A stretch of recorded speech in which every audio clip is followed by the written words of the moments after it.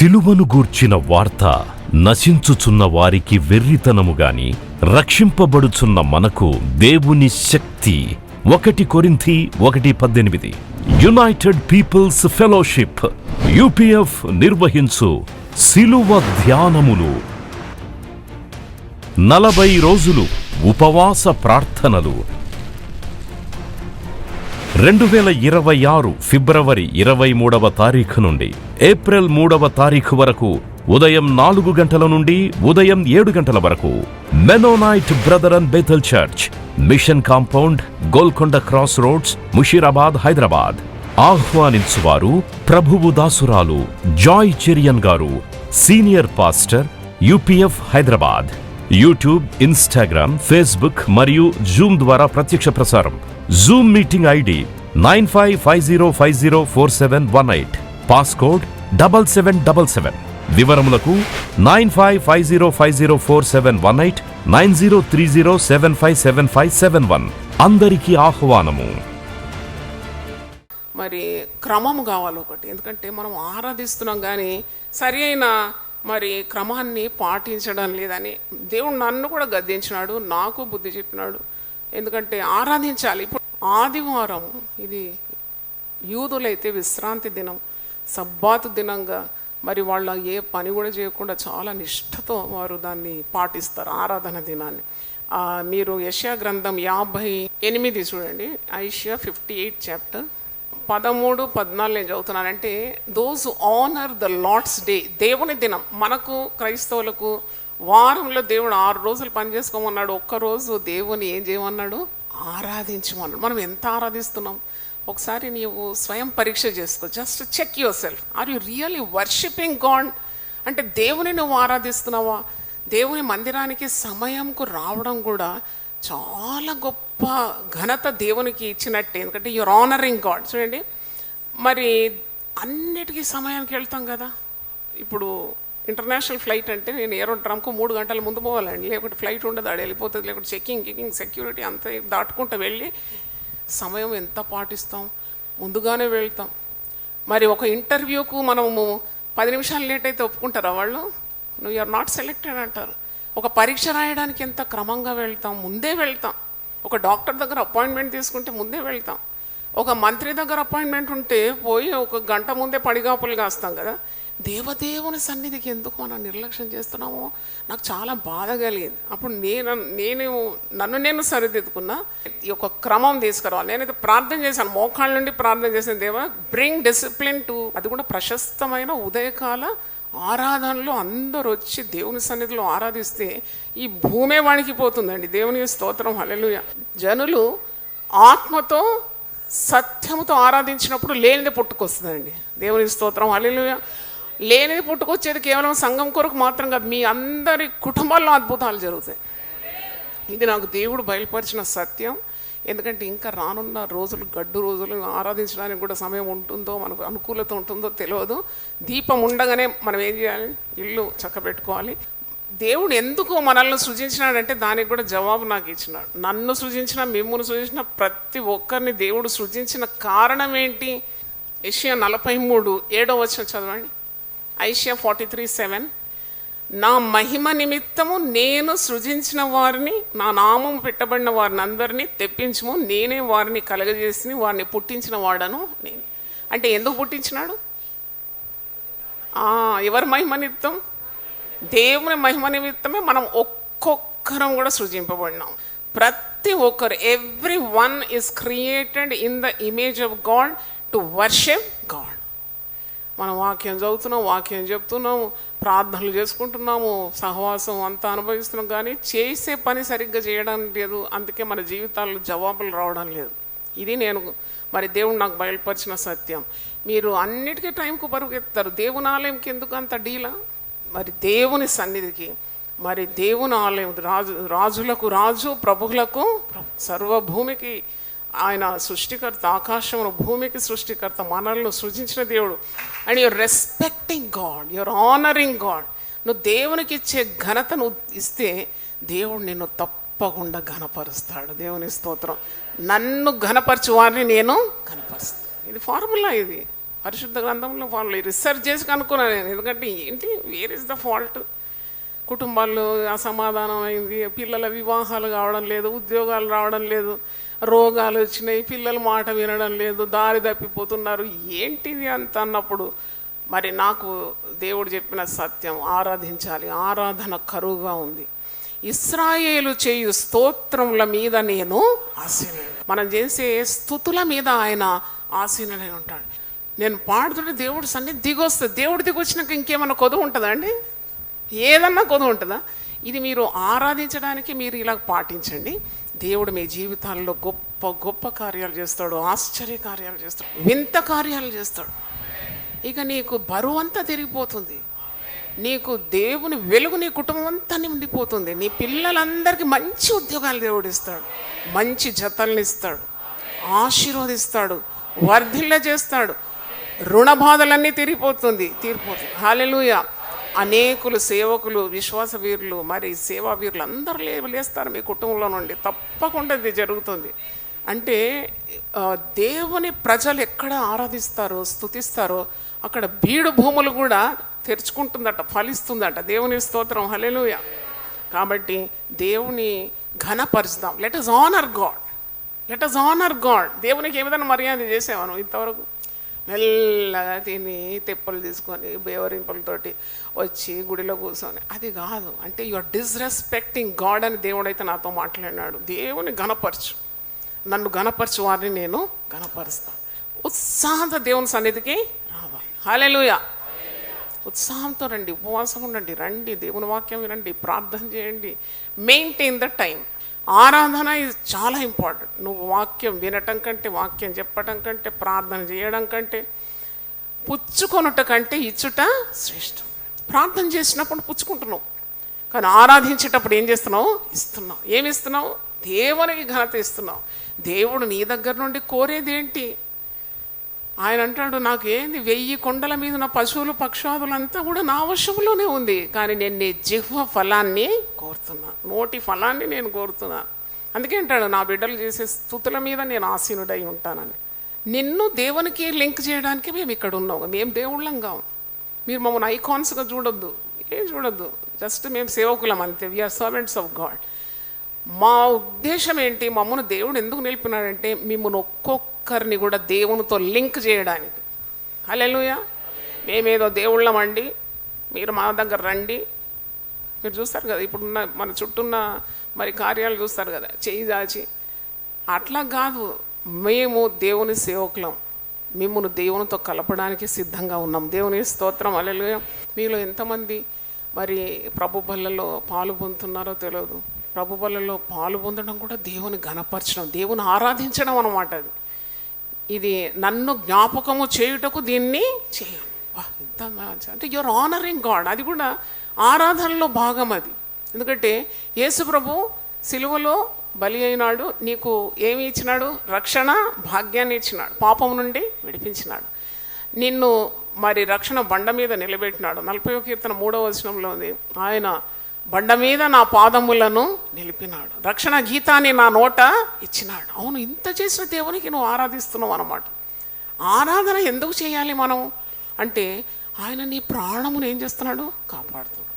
ఆయన నిన్ను పోషిస్తున్నాడు, నీ ప్రార్థనలకు జవాబిస్తున్నాడు. రోగము కలుగగా ఆయన ఏం చేస్తున్నాడు?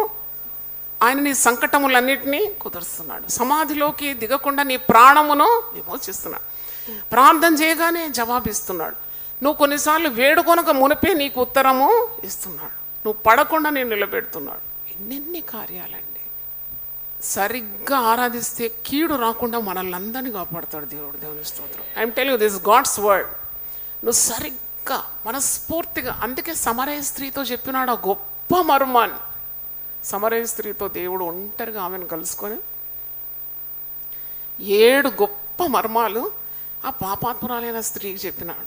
ఎందుకంటే పాపాత్మురాలైన స్త్రీ ఊరంతా చెప్తుందని తెలుసు యేసు ప్రభు కదా. అంటే ఆమె లూస్టం కదా, ఆమెకు దొరికిందనే చెప్పేస్తుంది అందరికి. అందుకే ఆమెకు చెప్పినాడు, ఒక స్త్రీని వాడుకున్నాడు అక్కడ దేవుడు. ఆమె పాపం బయటపెట్టినాడు, ఆమెకే తెలియజేసినాడు, ఆమె నోటి ద్వారా ఒప్పింపజేసినాడు. నేను మెస్సయ్యానని చెప్తున్నాడు. నన్ను ఆరాధించేవారు ఎలాగ ఆరాధించాలి? యోహాను సువార్త 4వ అధ్యాయము 19 నుండి నేను చదువుతాను. అప్పుడు ఆ స్త్రీ, అయ్యా నీవు ప్రవక్తవని గ్రహించున్నాను. మా పితరులు ఈ పర్వతమందు ఆరాధించిరి కానీ ఆరాధింపవలసిన స్థలము యెరూషలేములో ఉన్నదని మీరు చెప్పుదురని ఆయనతో అనగా, యేసు ఆమెతో ఇట్లనే, అమ్మ, ఒక కాలము వచ్చుచున్నది, ఆ కాలమందు ఈ పర్వతం మీదనైనా యెరూషలేములోనైనా మీరు తండ్రిని ఆరాధింపరు. ఆ దినాల్లో చెదిరిపోయిన మరి ఇశ్రాయేలు ప్రజలందరూ కూడా యెరూషలేముకి వచ్చి ఆరాధించేదంట. ఎందుకంటే వారి భావం ఏంటి, వారి నమ్మకం ఏంటంటే యెరూషలేములో ఎవరున్నట్టు, దేవుడు ఉన్నాడు, యెరూషలేములోనే దేవుడు ఉన్నాడు. కాబట్టి యెరూషలేముకు ప్రయాణం చేసి వచ్చి దేవుని ఆరాధించాలని వారు అనుకుంటున్నారు. కానీ ఒక కాలం వస్తుంది, యేసుప్రభు అన్నాడు, ఒక కాలం వస్తున్నది, ఆ కాలం అందు ఈ పర్వతం మీద నేను యెరూషలేములో మీరు తండ్రిని ఆరాధింపరు. నా మాట నమ్ము, మీరు మీకు తెలియని దాన్ని ఆరాధించువారు, మేము మాకు తెలిసిన దాన్ని ఆరాధించువారు. రక్షణ యూదుల్లో నుండి కలుగుతున్నది. అయితే యథార్థముగా ఆరాధించువారు ఆత్మతోనూ సత్యముతోనూ తండ్రిని ఆరాధించు కాలము వచ్చున్నది. యెషయా 55:12 మీరు సంతోషముగా బయలువెళ్ళుదురు, సమాధానం పొంది తోడుకొని పోబడుదురు. మీ ఎదుట పర్వతములను మెట్టలను సంగీత నాదము చేయును, పొలములోని చెట్లన్నీ చప్పట్లు కొట్ట. అంటే ఆరాధించితే అంత ఆశీర్వాదం. నువ్వేమో పర్వతంలాగుంది, ఈ సమస్య పెద్ద బండలాగుంది, కొండలాగుంది అంటావు. నువ్వు ఆరాధిస్తే అది మైనములాగా ఏమైపోతుంది, కరుగుతుంది. కరగకుంటే ఏం చేస్తుంది, అది డాన్స్ ఆడుతుందంట. పర్వతములు నీ ఎదుట సంగీత నాదం చేస్తుందంటే నీ దగ్గర నుండి తొలగిపోతుందన్నమాట విత్ మ్యూజిక్. ఎంత గొప్ప కార్యం అండి. కనుక ఆరాధించాలి. దేవుని ఆరాధించినప్పుడే అసలు ఆరాధనలోనే సంఘం ఉద్భవించిందండి. అది కూడా నాకు పెద్ద మర్మం. వాక్యం ధ్యానిస్తుంటే నాకు దేవుడు మాట్లాడుతున్నాడు. ఏంటంటే అపోస్తలుల కార్యం 1వ అధ్యాయంలో వారందరూ కూడుకొని 120 మంది కలిసి ఏం చేసినట్టు, మరి ప్రార్థన చేసినారు. ప్రార్థన, ఆరాధన, మరి దేవునితో సహవాసము, ఆయన సన్నిధిలో ఎలాంటి సంతోషం ఉంటుంది, సంపూర్ణమైన సంతోషం. కీర్తనలు 16:11. అయితే సంపూర్ణమైన ఈ సంతోషంలోనే కదా జీవము ఉద్భవించేది. అంటే అందరూ కలిసి ప్రార్థించినప్పుడు, ఆరాధించినప్పుడు, దేవుని మహిమపరిచినప్పుడు పరిశుద్ధాత్ముడు మరి వారి మీదికి దిగినాడు. అప్పటి నుండే కదా సంఘము మరి ఉద్భవించింది, సంఘము పుట్టింది, ఆరాధనలోనే పుట్టింది. తర్వాత యేసు జననంలో ఆరాధన ఎవరు చేసినారండి, గొల్లలు ఆరాధించినారు. ఆరాధన అప్పుడే యేసు జననంలోనే ఉంది కదా, గొల్లలు ఆరాధించినారు.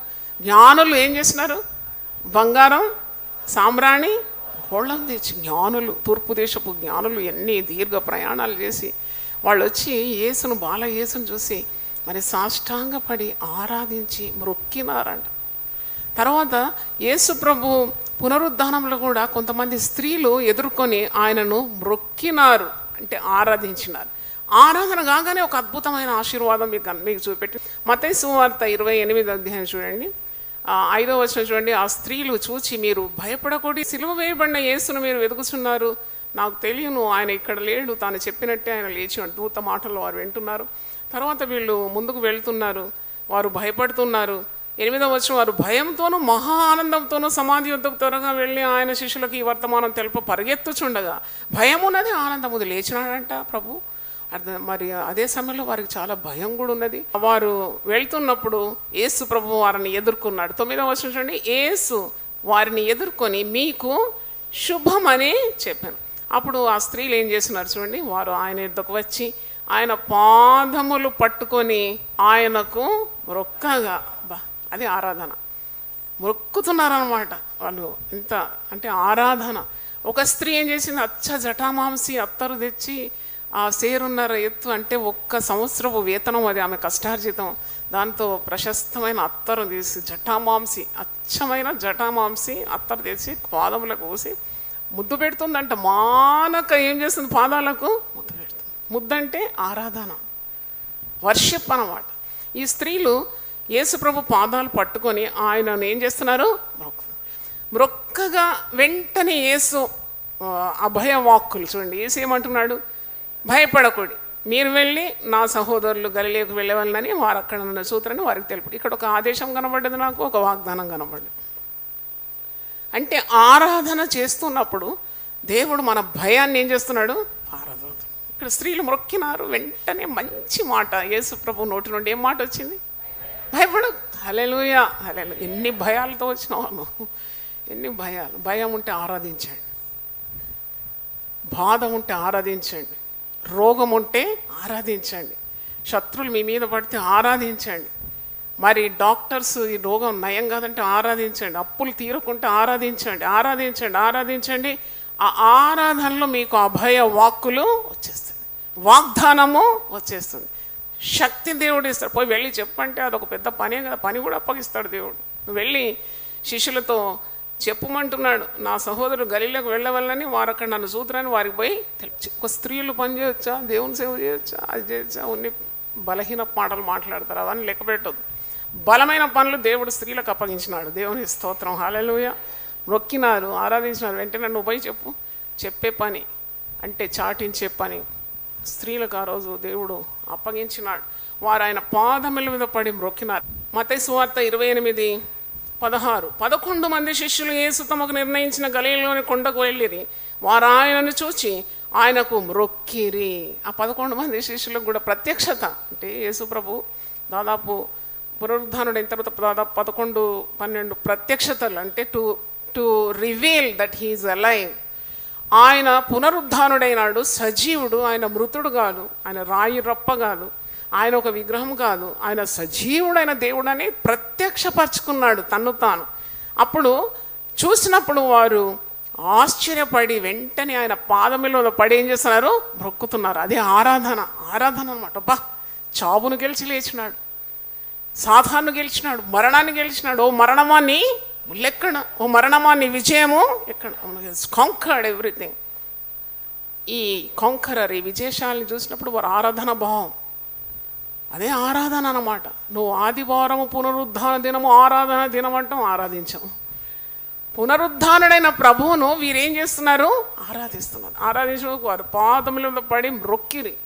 మొక్కి మరి కొందరేమో సందేహిస్తున్నారు. అప్పుడు యేసు ప్రభు వారి యొద్దకు వచ్చి, చూడండి, ఆరాధనగా ఒక ఆశీర్వాదం మీరు చూస్తారు. ఆరాధించినారు, పాదం మీద పడినాడు, మొక్కినారు. వెంటనే యేసు ప్రభు వారి యొద్దకు వచ్చి, పరలోకమందును భూమి మీద నాకు సర్వాధికారము ఇవ్వబడింది. హల్లెలూయా. బా, నువ్వు ఆరాధించగానే నీకు మాట వినబడుతుంది నీ చెవులకు. ఏంటంటే ఐఎమ్ ఆల్ మైటీ, నేను సర్వశక్తి గల దేవుడు. పరలోకమందును భూలోకమందును నాకు సర్వాధికారము ఇవ్వబడి. అయిపోయింది. ఈ సమస్యలన్నీ సమస్యపోయినాయి. చూడండి, ఇక్కడ వీరు ఆ మాట వింటున్నారు. తర్వాత వాగ్దానాలు ఉన్నాయి, ఆదేశాలు ఉన్నాయి, దేవుని అభయవాక్కులు ఉన్నాయి. నేను యుగ సమాప్తి వరకు సదాకాలము మీతో కూడా ఉంటాను. ఆరాధన అయిన తర్వాత వచ్చింది. ఇంకా తర్వాత చూడండి, మత్తయి సువార్త 4వ అధ్యాయంలో అపవాది యేసు ప్రభువును శోధిస్తూ ఉన్నాడు కదా. శోధించినప్పుడు ఒక్క మాట 3 సార్లు శోధిస్తాడు. 7వ వచనం చదువుతున్నాను. అపవాది వచ్చి యేసు ప్రభు దగ్గర, ప్రభు అయిన నీ దేవుని నీవు శోధింపవలేదని మరి ఒక చోట రాయబడిన వారితో చెప్పను. మరలా అపవాది మిగుల ఎత్తైన ఒక కొండ మీదకి ఆయనను తోడుకొని పోయి ఈ లోకరాజ్యములన్నిటినీ వాటి మహిమను ఆయనకు చూపి, నీవు సాగిలపడి నాకు నమస్కారము చేసిన ఎడల వీటన్నిటినీ నీకు ఇచ్చేదనని ఆయనతో చెప్పగా. చూడు, సాతానుడండి. ఇప్పుడు మరి నూతనంగా సాటన్ వర్షిపర్స్ అని వచ్చినారు. వాళ్ళు ఎవరిని ఆరాధిస్తారు తెలుసా? సాతాన్ని ఆరాధిస్తారు. సాతానుకు ఉపవాస ప్రార్థనలు చేస్తారట, సాతాను ఆరాధిస్తారంట. మరి ఇప్పుడు పాశ్చాత్య దేశంలో చాలా ఇది వ్యాపించిపోయింది. వారు సేటన్ వర్షిపర్స్ అని, అంటే ఎంత భయంకరం. అంత ఆరాధన స్థలంలో అంత పుర్రెలు పెడతారు, మనుషులకు పుర్రెలు పెడతారు, చీకటి నల్ల బట్టలు వేసుకుంటారు, మంత్రాలు చేస్తారు, తంత్రాలు చేస్తారు. అంటే నాకు అనిపించింది ఇక్కడే మత్తయి సువార్త 4వ అధ్యాయంలో యేసు ప్రభు దగ్గర కూడా వీడు అపవాది ఏం కోరుతున్నాడు, ఏం చేయమంటున్నాడు యేసు ప్రభును?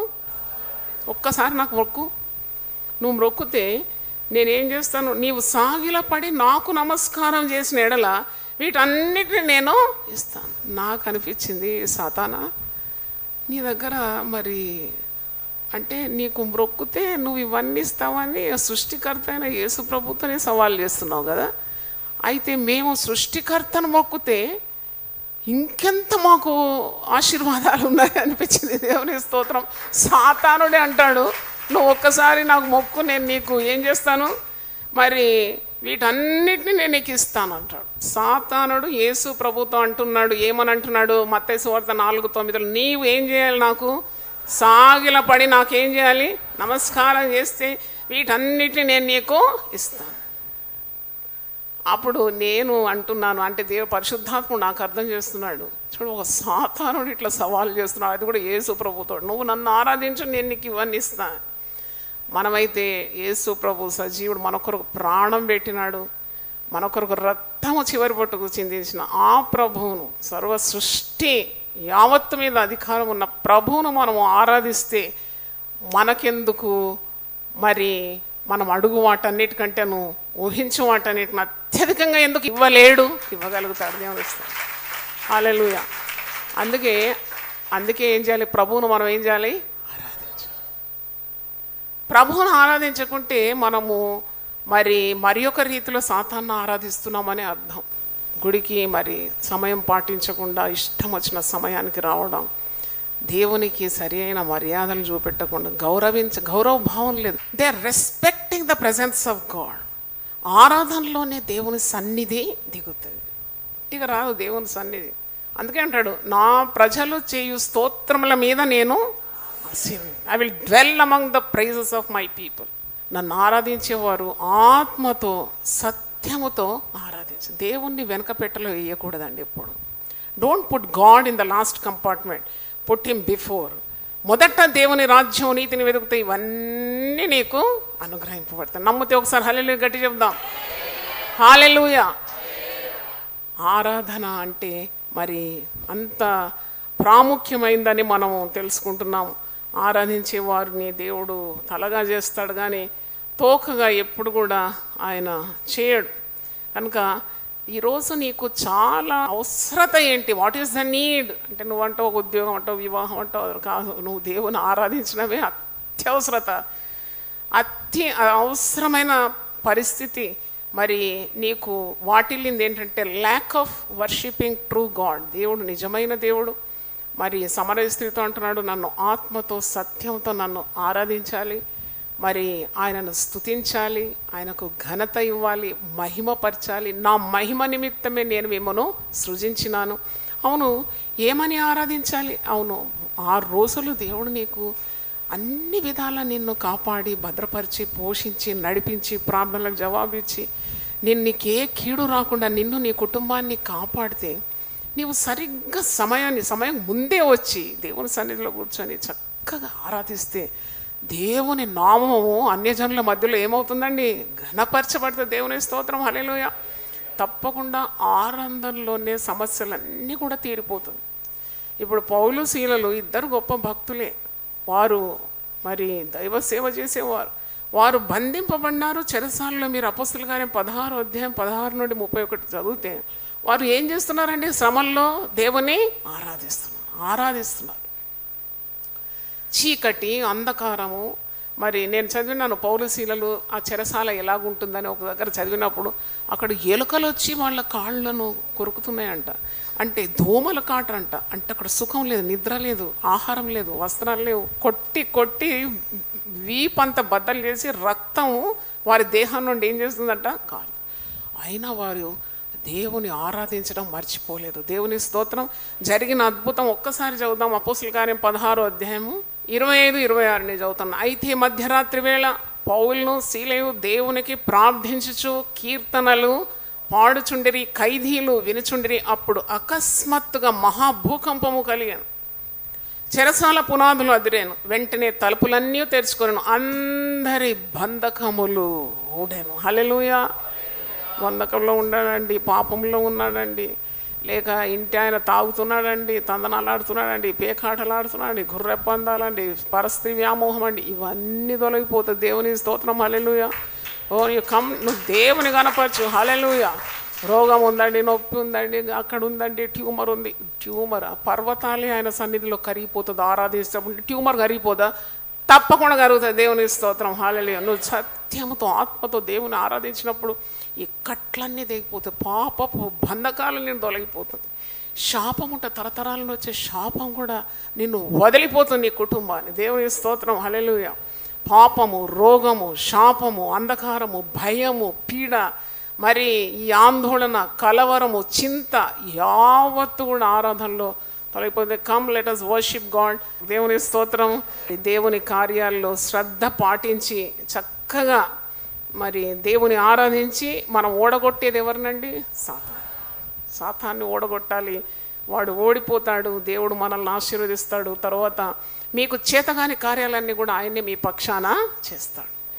ఆయన నా పక్షమున నిలబడి నా కార్యములను సఫలం చేస్తాడు. 138:8 వచనం, యెహోవా నా పక్షమున కార్యము సఫలము చేయి. యెహోవా నీ కృప నిరంతరముడు, నీ చేతి కార్యములను విడిచిపెట్టు. What is worship?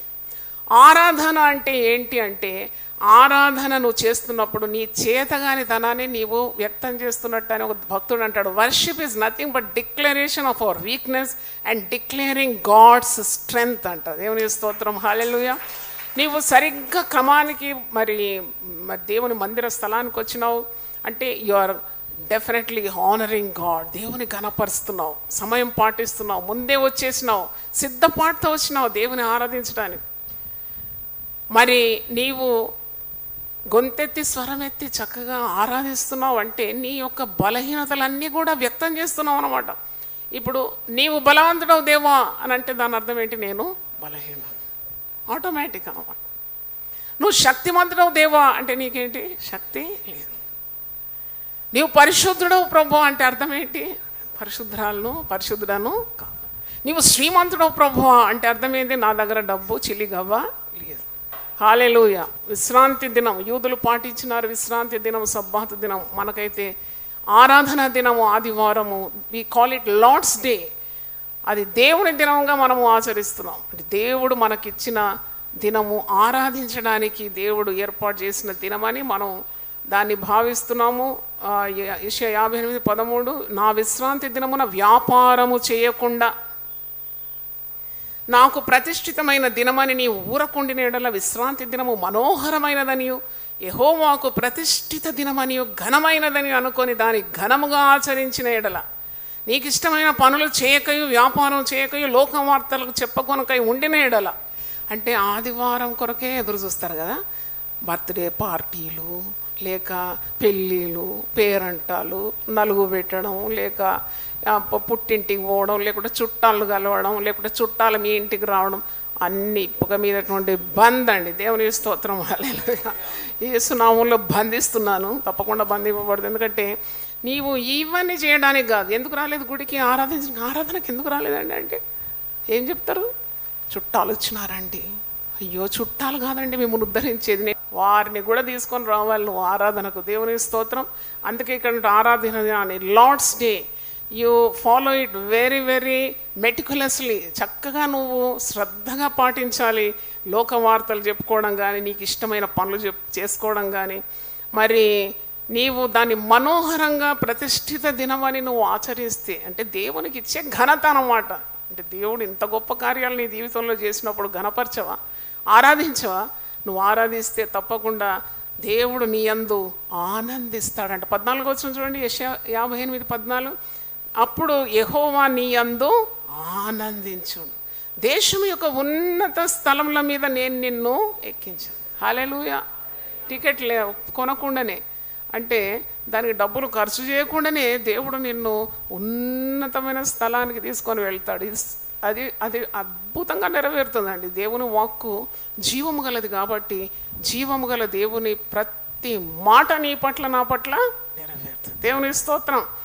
నీ తండ్రి అయిన యాకోబు స్వాస్థ్యం నీ అనుభవంలో ఉంచేదను అంటే దేవుడు దాచిపెట్టిన మేలు, సిద్ధపరిచిన మేలు నీకు అనుగ్రహిస్తాడని అర్థం. యెహోవా సెలవిచ్చిన వాక్కు ఇదే. హల్లెలూయా, హల్లెలూయా.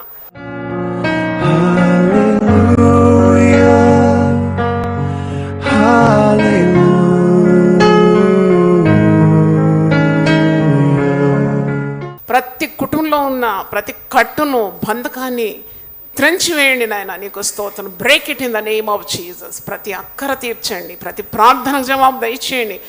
ఆరాధించే వారిని భూమి యొక్క ఉన్నత స్థలంలో నడిపిస్తానన్నావు, తలగా చేస్తానన్నావు, పైవారుగా ఉంటానన్నావు. నీ వాగ్దానాలన్నీ కూడా స్వతంత్రించుకోవడానికి మాకు సర్వ హక్కులు ఇచ్చినావు తండ్రి. వందనాలు చెల్లిస్తున్నాను.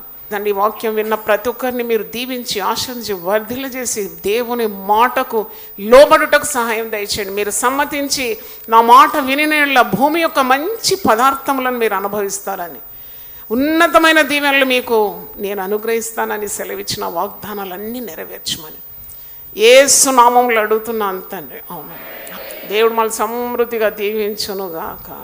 ప్రతిదినం దేవునితో నేను.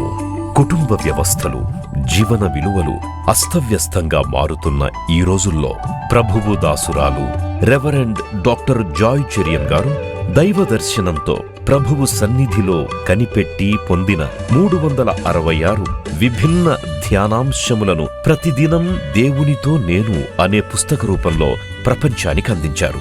ఇది అనేకుల జీవితాలను ప్రభావితం చేసే ఒక విలక్షణమైన గ్రంథము. పరిశుద్ధాత్మ దేవుడు ఈ పుస్తకమును పఠించే ప్రతి ఒక్కరిని స్పృశించి శక్తితో నింపునుగాక. ఈ పుస్తకాలిప్పుడు అందరికీ అందుబాటులో ఉన్నాయి. ఈ నూతన సంవత్సరంలో దీనిని మీరు ధ్యానించండి, మీ బంధుమిత్రులకు ఆత్మీయ బహుమతిగా అందించండి. పుస్తక ప్రతుల కొరకు సంప్రదించవలసిన ఫోన్ నంబర్లు 9550504718, 9030757571.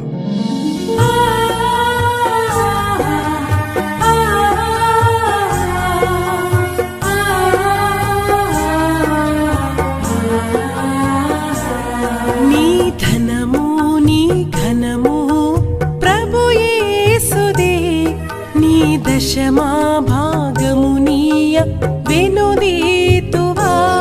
నీ ధనము నీ ఘనము ప్రభు యేసుదే, నీ దశమా భాగమునీయ వెనుదీతువా. ధరలోన ధనధాన్యములనీయగా కరుణించి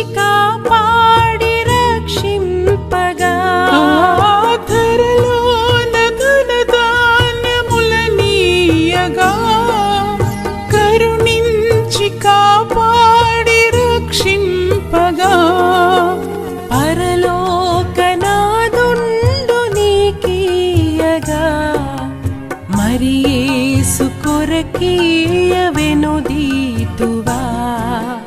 పరలోకనాథుండు నీకీయగా మరి యేసు కొరకీయ వెనుదీతువా. నీ ధనము నీ ఘనము ప్రభు యేసుదే, నీ దశమా భాగమునీయ వెనుదీతువా.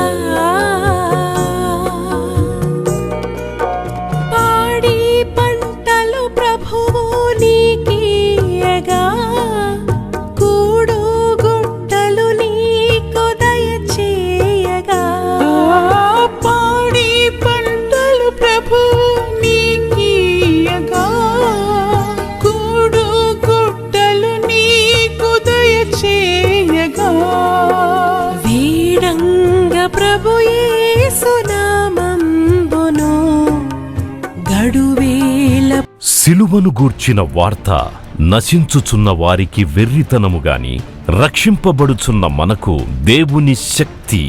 1 కొరింథీ 1:18. యునైటెడ్ పీపుల్స్ ఫెలోషిప్ UPF నిర్వహించు సిలువ ధ్యానములు. 40 రోజులు ఉపవాస ప్రార్థనలు. 2026 ఫిబ్రవరి 23వ తారీఖు నుండి ఏప్రిల్ 3వ తారీఖు వరకు ఉదయం 4 గంటల నుండి ఉదయం 7 గంటల వరకు Mennonite brother and Bethel church, mission compound, Golconda cross roads, Musheerabad, Hyderabad. ఆహ్వానించువారు ప్రభువు దాసురాలు Joy Cherian garu, senior pastor, UPF Hyderabad. YouTube, Instagram, Facebook మరియు జూమ్ ద్వారా ప్రత్యక్ష ప్రసారం. Zoom meeting ID 9550504718, passcode 7777. వివరములకు 9550504718, 9030757571. అందరికీ ఆహ్వానము.